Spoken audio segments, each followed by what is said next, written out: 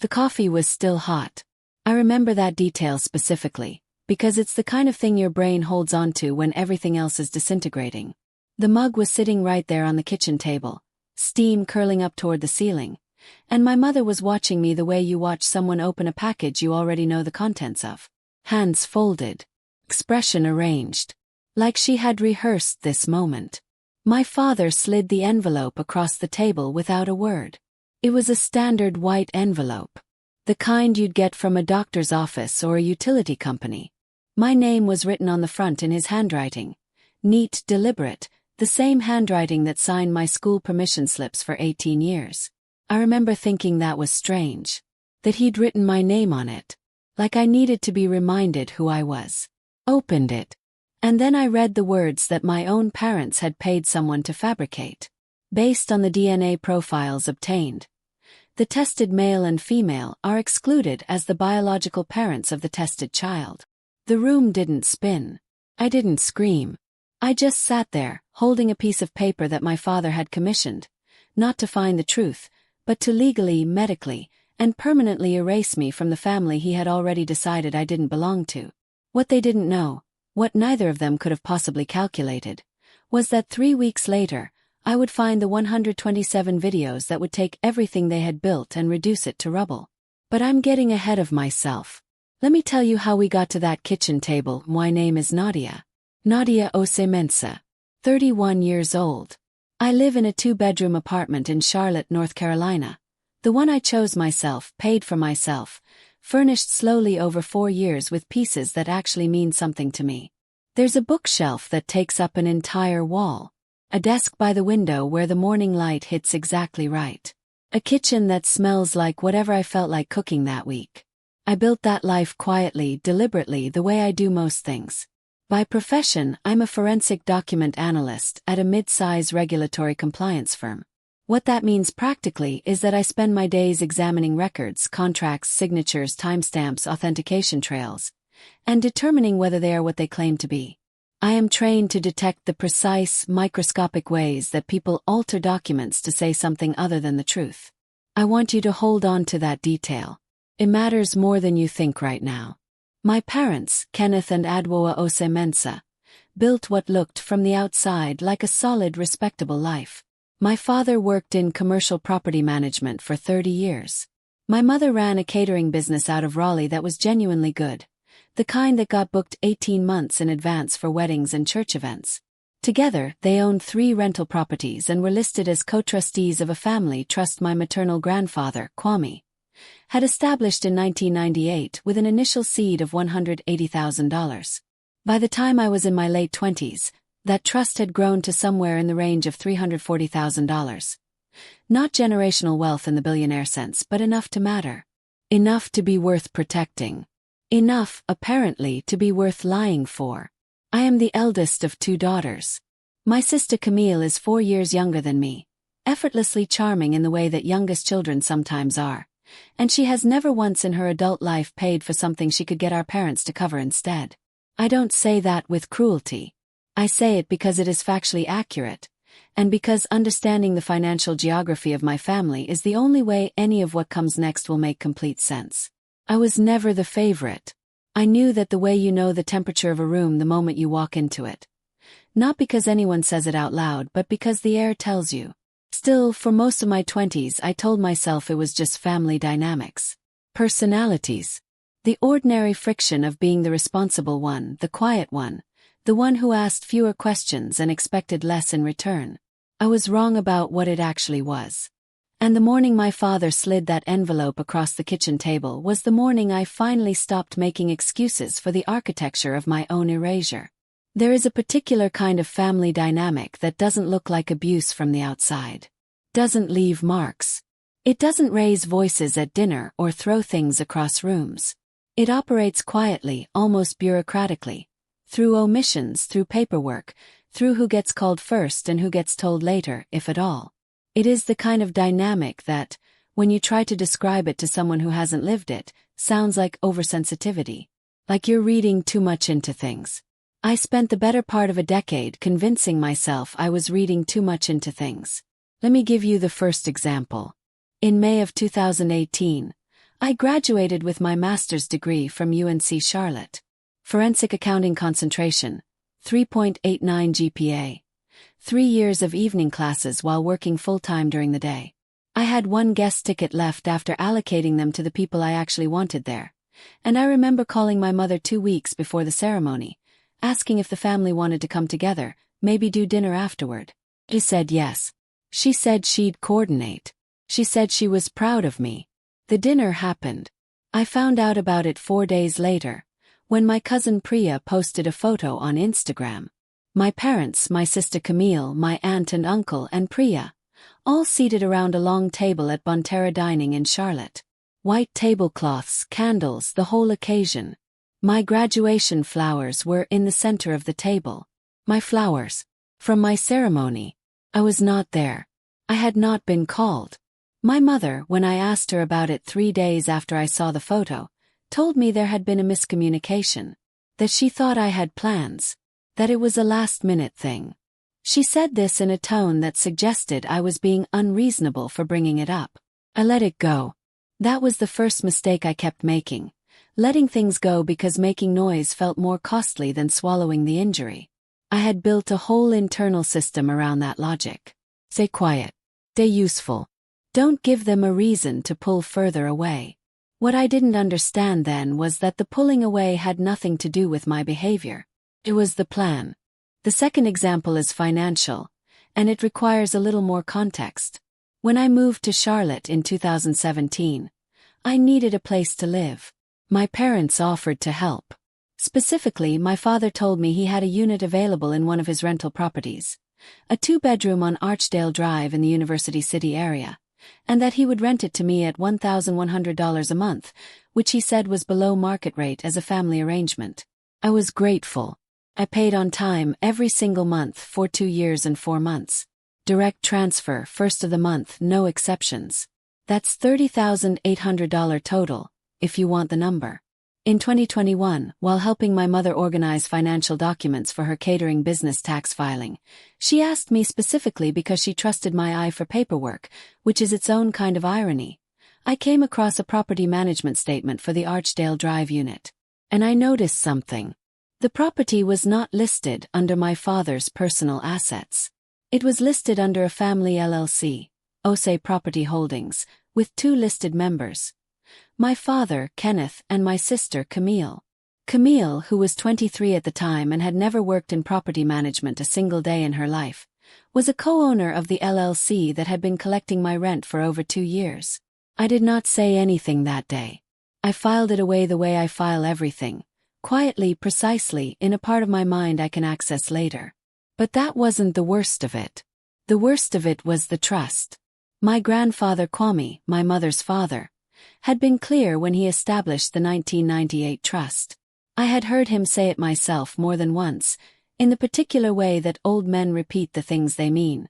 The trust was for both daughters. Both grandchildren on my mother's side. Equal distribution, with provisions for education and health emergencies, managed by my parents as co-trustees until both daughters reached the age of 35. In 2020, I turned 29 and casually mentioned to my mother that I was thinking about going back to school, a certification program in digital forensics, about $14,000 in tuition.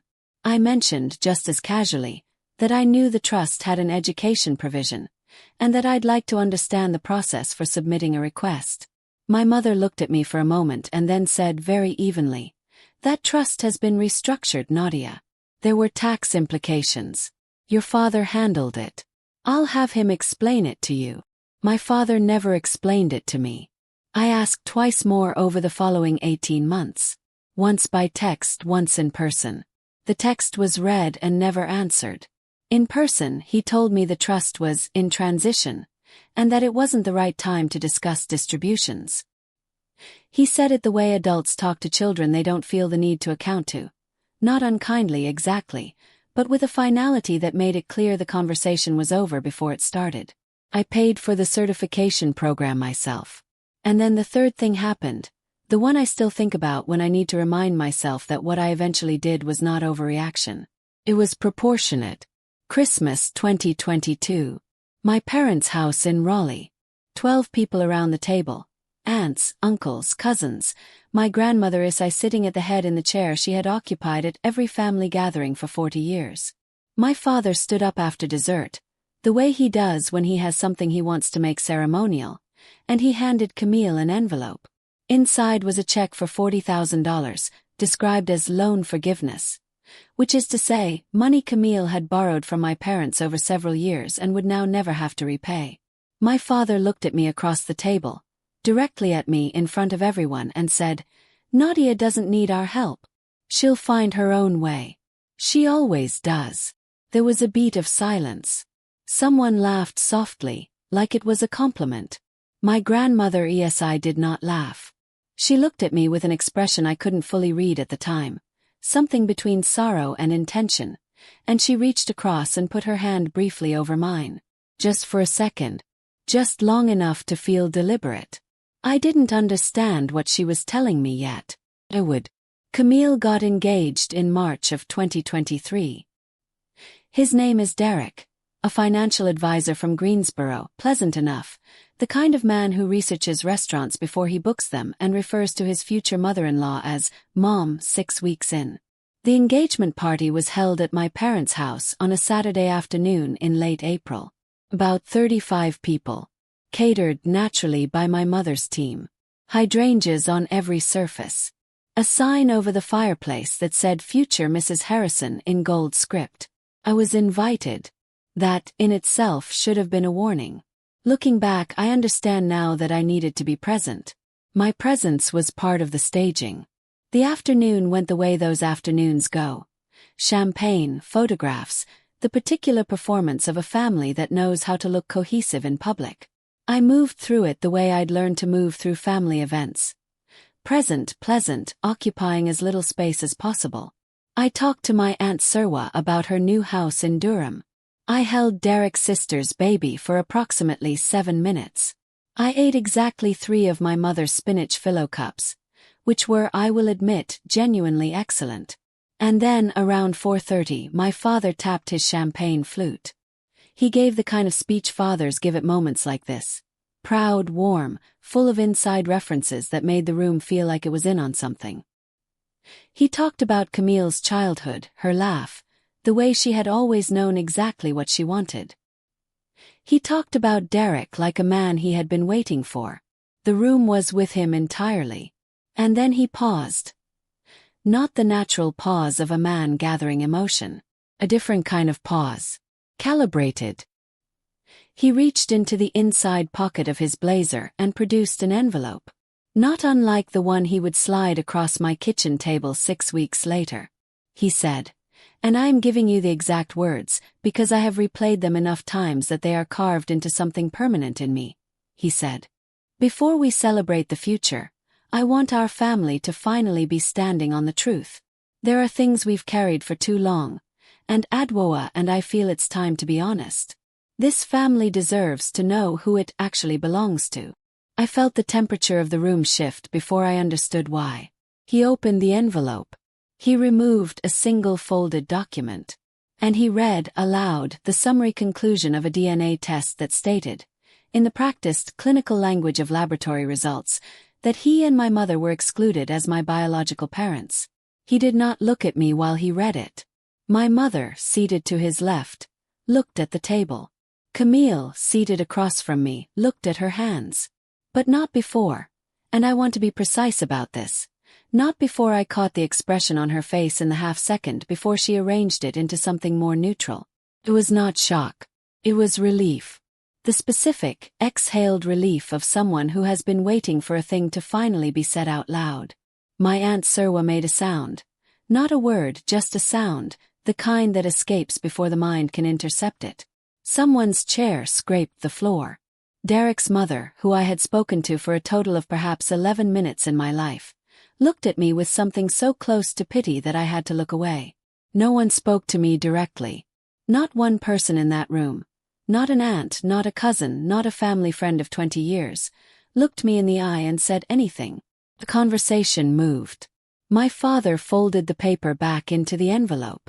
My mother stood up and asked if anyone needed their champagne refreshed. I remember the exact sound the room made in that moment. Not silence, but the particular noise of 35 people deciding, collectively and without discussion, that the most efficient thing to do was continue. I set down my glass. Found my purse. I said to no one in particular, "Congratulations again, Camille," and I walked out through the front door into the April air, which was warm and smelled like cut grass and someone's nearby barbecue, and I got into my car, and I drove the 2 hours back to Charlotte with both hands on the wheel and the radio off. I did not cry until I was inside my apartment with the door locked and my shoes still on. I sat on the floor of my hallway and I cried for about 25 minutes. Not from heartbreak exactly, but from the specific exhaustion of having spent 31 years inside a story that had never actually included me. And then I stopped. I washed my face, made tea, and I started to think. Because here's the thing about being a forensic document analyst. The thing that my parents, in all their careful, deliberate planning, had somehow failed to account for. I know exactly what a fabricated document looks like. And the moment my father read those results aloud in that room, something in the back of my professional mind had already begun to quietly pull at a thread. I just didn't know yet how much of the fabric would come with it. My grandmother Isai passed away on a Tuesday morning in early June of 2023. She went quietly, the way she had lived, without drama, without announcement, in the same house in Raleigh she had occupied for 37 years. The house smelled like shea butter and old wood, and the particular brand of lavender soap she had ordered from the same supplier in Ghana since before I was born. She was 81 years old and she knew, I think, that she was leaving. She had that quality in her final months. A kind of deliberate stillness, like someone who has finished packing and is simply waiting for the car. She left the house to me. Not to my parents. Not to Camille. To me, specifically by name, in a will drafted in November 2022 and notarized by an attorney named Gloria Adomensa in downtown Raleigh. My parents found out the same day I did, when the estate attorney read the document aloud in his office on a Wednesday afternoon, and I watched my father's jaw tighten in the particular way it does when he is recalculating something. I was given 3 weeks to begin clearing the house before the formal estate process required an inventory. I want to tell you what I was feeling when I walked through those rooms alone for the first time, but the honest answer is that I wasn't feeling much yet. I was operating. Moving through closets methodically, labeling boxes, making decisions about what needed to be preserved and what could be donated. I had learned, by that point in my life, to delay emotion until the practical work was done. It is a useful skill. It is also, I recognize, a skill I developed specifically because my family made feeling things in real time too costly. The hallway closet was the last one I opened on the second day. It was narrow, the kind of closet that holds coats and vacuum cleaners and the accumulated miscellany of a long life. I had pulled out 2 boxes of linens and a bag of Camille's old childhood things, which I noted with a detachment I was proud of, had apparently been stored at my grandmother's house for safekeeping, when I noticed that the back wall of the closet sat approximately 4 inches further forward than the exterior wall of the house suggested it should. I am trained to notice inconsistencies. I pressed along the baseboard until something gave. Behind a false panel, thin plywood, painted to match, fitted with a small magnetic latch, was a shelf. And on the shelf was a fireproof document box, gray, the kind you can buy at any office supply store for about $35. It was locked with a 4-digit combination. I tried her birthday. It opened on the first attempt. Inside, a manila envelope containing an original copy of my birth certificate. Not the one I had grown up with, but a different version, one I had never seen, with a handwritten notation in the margin in my grandmother's script that read, "Original, keep safe." A folded letter addressed to me, in her handwriting, dated March 15, 2023, 5 weeks before Camille's engagement party. And a USB drive, black, no label, taped to the inside lid of the box with a strip of masking tape on which she had written, in the careful print of someone who wanted to be absolutely clear. "Nadia, watch all of them. In order.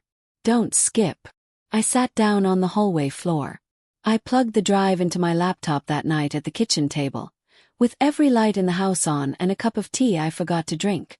There were 127 video files, named sequentially, video 001 through video 127, with dates embedded in the file metadata spanning from April 2009 to January 2023. 14 years. My grandmother had been recording for 14 years. The early videos were shaky, filmed on what looked like an older smartphone propped against a lamp or a stack of books, the audio occasionally muffled by fabric or distance. But the content was unmistakable. My grandmother, sitting in her kitchen or her bedroom or sometimes in her car, speaking directly into the camera in a voice that was quiet, methodical, and completely steady. She described conversations she had overheard. She described documents she had seen. She held papers up to the camera, slowly, deliberately, making sure the text was legible, and she narrated what she was looking at with the patience of a woman who understood that she was building something that needed to last. By video 038 I had to pause. Because video 038, recorded in September 2016, showed my grandmother sitting at her kitchen table holding a piece of paper and saying the following, in a voice so calm it felt almost surreal. Tonight I heard Kenneth and Adwoa in the back room. Kenneth said, and I want to make sure I say this correctly. He said that if Nadia ever tried to claim from the trust, they needed something that would hold an illegal challenge. Adwoa said the DNA route was the cleanest. Kenneth said he already knew someone at a lab in Greensboro who owed him a favor. I am recording this because I am 74 years old and I do not know how much time I have, but I know my granddaughter, and I know she will need this. I watched that video 3 times. Then I kept going. By video 071 my grandmother had obtained. I still don't know exactly how, and I think part of me doesn't want to diminish the image of a 78-year-old woman conducting what amounted to a private 14-year investigation, a copy of the original legitimate DNA test results. One that she had independently commissioned in 2019 through a private lab in Durham, using a sample she described in video 069 as having obtained from a hairbrush in my father's bathroom during a family visit. The results were unambiguous. Kenneth Ose-Mensah was my biological father. The probability: 99.97%. By video 114, she had the name of the lab technician in Greensboro, a man named Terrence Blunt, and a documented record of a $3,500 cash payment made to him in November 2022, 4 months before Camille's engagement party. She had obtained this through my father's personal bank statements, which she had photographed during a visit to my parents' house when, as she explained in the video with a composure that I found both devastating and magnificent, she had told my mother she needed to lie down and instead spent 40 minutes in my father's home office. She was 80 years old when she did that. I closed the laptop at 2:47 in the morning. I sat in the dark kitchen of my grandmother's house, in the town where I was born, and I understood for the first time in my life that I had never actually been alone in what I was carrying. That for 14 years, a woman who loved me had been quietly, methodically, building me a way out. I did not feel rage in that moment. I felt something closer to grief, and then, underneath it, solid and load-bearing, something that felt like the floor finally appearing beneath my feet. I knew exactly what I had. And I knew exactly what to do with it. I want to be honest about the 48 hours that followed because I think people imagine that a moment like that, finding evidence of that magnitude, produces immediate action. Confrontation. Phone call made in fury. A message sent at 3 in the morning that begins with, "I know everything." I did none of those things. What I did was sleep. 6 hours in my grandmother's guest bedroom, under a quilt that smelled like her.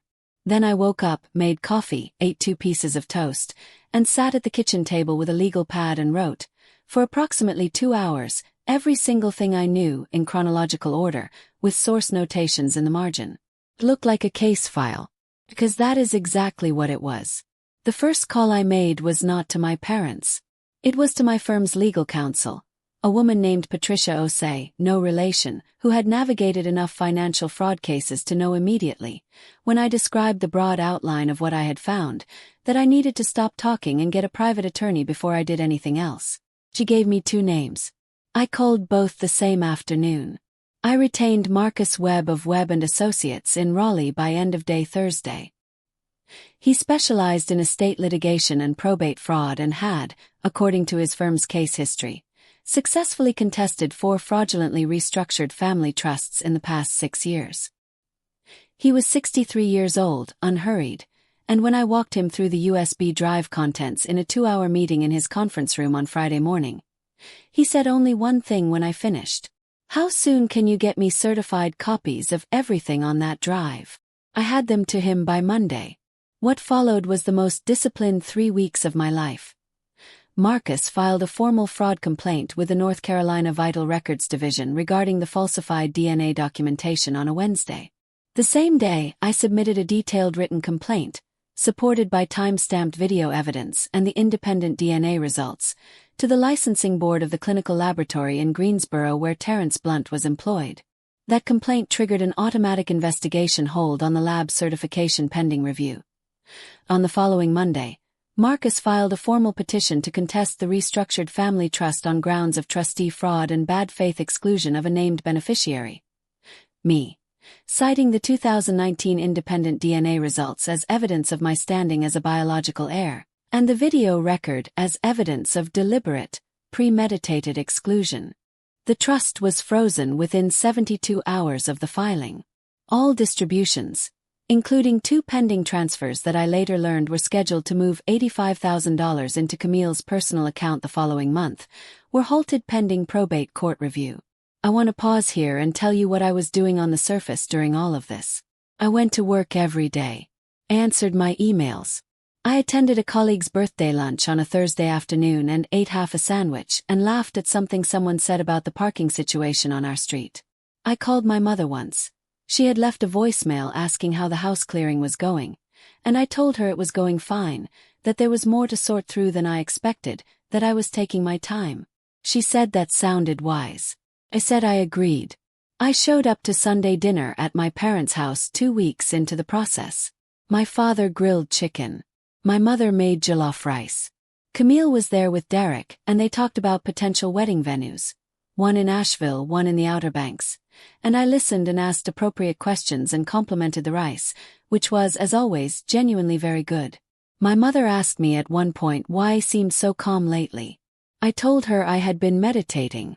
She seemed pleased by this. What she didn't know was that 48 hours earlier, I had given Marcus Webb permission to formally notify the North Carolina Secretary of State's Office of potential LLC fraud relating to Osei Property Holdings, the LLC through which my father and Camille had collected $30,800 of my rent money while I believed I was paying a family rate on a personal arrangement. What she didn't know was that Terrence Blunt, faced with the potential revocation of his professional license and a criminal fraud referral, had retained his own attorney and was, at that precise moment, in active cooperation discussions with a licensing board investigator. What she didn't know was that the trap had already closed. They just hadn't felt it yet. I drove home from that Sunday dinner with the windows down, the June air warm and full of that particular Raleigh smell, pine and humidity and something blooming, and I remember thinking that this was the first time in my adult life I had sat at that table and felt absolutely nothing to prove. Not to my father, who had handed Camille a check in front of 12 people and called my self-sufficiency a compliment. Not to my mother, who had watched my name get read off a fraudulent DNA test in a room full of family and asked if anyone needed more champagne. Not to Camille, whose relief at that engagement party I had clocked in the half-second before she rearranged her face. I felt, for the first time, the clean and specific freedom of a woman who is no longer waiting to be chosen. Because I had stopped waiting to be chosen. Had chosen myself. And the paperwork to prove it was already filed. The call from my father came on a Thursday morning in late July. I was at my desk, reviewing a contract authentication for a client in Atlanta, when my phone lit up with his name. I watched it ring. All 7 rings. I let it go to voicemail, the way he had let my questions about the trust go unanswered for 18 months. He left a message. I listened to it once, standing in my kitchen that evening with a glass of water. His voice was different. Not the voice of the man who had slid an envelope across a table, or stood at a champagne party and read my erasure aloud to 35 people. It was smaller, careful. The voice of a man who had just understood the dimensions of what he was standing in. He said he wanted to talk. He said things had gotten complicated. He said he hoped I knew that whatever happened, I was still his daughter. I set my phone down on the counter. I did not call back. By that point, the situation had already moved well beyond phone calls. Terrence Blunt had formally cooperated with the licensing board investigation, providing a signed written statement confirming that he had accepted $3,500 in cash from my father in November of 2022 in exchange for falsifying the DNA profile comparison results. His laboratory certification was suspended pending a full criminal referral to the Guilford County District Attorney's Office. My father was named in that referral as the commissioning party. The North Carolina Vital Records fraud complaint resulted in the official invalidation of the falsified DNA documentation, a formal administrative finding that the document my father had produced at Camille's engagement party was fraudulent and carried no legal standing. That finding was entered into the public record. The estate litigation moved faster than Marcus had initially projected. The probate court appointed an independent administrator to review the trust restructuring, and within 6 weeks of the initial filing, the court found sufficient evidence of bad faith trustee conduct to order a full restoration of the trust to its original equal distribution structure. The $85,000 in pending distributions to Camille was redirected into escrow pending final settlement reviewed my share of the trust, which should have been available to me years earlier, which should have covered that $14,000 certification program, which should have been mine by my grandfather's explicit intention when he sat in his chair and said both granddaughters in the voice of a man who meant it, was formally recognized and protected by court order. The LLC investigation resulted in a finding of improper financial structuring, and my father was required to provide a full accounting of all rents collected through OSE property holdings from family members under informal arrangements. The restitution calculation for my 28 months of payments was included in the settlement proceedings. Camille called me once, in August. She did not apologize exactly. She said she hadn't known about the DNA test being forged until recently, which may or may not have been true. I genuinely don't know, and I have decided that it is not mine to carry. She said she was sorry things had gotten to this point. She said she missed me. I told her I needed time. That was honest. My mother has not called. I don't say that with the drama it might seem to deserve. I say it the way you report a fact about weather. It is simply the current condition of things, and I have made a certain peace with it. She made her choices across a long span of years, in ways large and small, and documented on a USB drive in my grandmother's careful handwriting, and those choices belong to her now. I still have the letter my grandmother wrote me, the one in the manila envelope, dated March 15, 2023. I've read it many times. I won't share all of it here because some things are only mine, but I will tell you the last line, because she wrote it in the particular way she said everything that mattered. Simply without decoration, like a woman who had long since stopped needing to dress the truth up. You were always exactly who I knew you were. I just needed to make sure you'd have the proof. I keep that letter in the same fireproof box I found it in. It sits on the bookshelf in my Charlotte apartment, the one that takes up the whole wall, in the apartment I chose and paid for and built into something that actually feels like me. Next to it is a photograph of my grandmother ESI at 72, sitting in her kitchen with a cup of tea and a look on her face that I can now read correctly for the first time. She wasn't worried. She was waiting. She knew exactly how this was going to end. If this story found you at a moment when you needed it, when you were in the middle of being underestimated or erased, or quietly written out of something that was always meant to be yours, I want you to hear this. The truth does not expire. It doesn't matter how long they've been building their version of events, how many people they've told, how official they've made it look. A lie, no matter how carefully constructed, has edges. And if you are patient enough, precise enough, and willing to look, you will find them. You were never the problem in the story they told about you. You were just the part they hadn't figured out how to control yet. If this resonated with you, tell me where you're watching from. And if you've ever been made to feel like an outsider in your own family, I hope today is the day you start building your own fireproof box. If you made it to the end of this story, I want you to know something. I didn't share this because I wanted sympathy. I shared it because I spent years inside a situation that felt permanent. Felt like the walls and the ceiling and the floor all at once, and the thing that changed everything wasn't a dramatic moment or a lucky break. It was documentation, patience, and one woman who loved me enough to spend 14 years making sure I wouldn't have to fight blind. Somebody in your life might be doing the same for you right now, quietly, without announcement, and if no one is, then let this be the reminder that you can be that person for yourself. Start the paper trail. Ask the question. Open the box.